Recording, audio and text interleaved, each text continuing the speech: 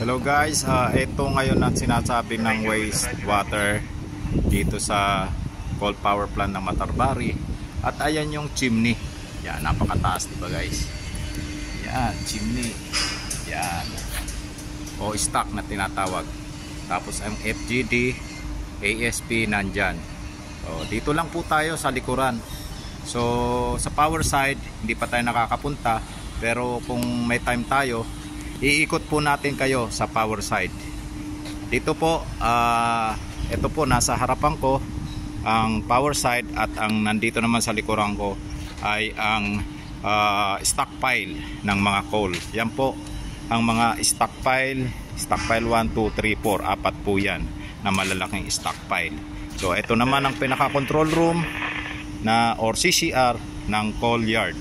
So yun lang guys, abangan nyo uli ang aking mga videos. Salamat!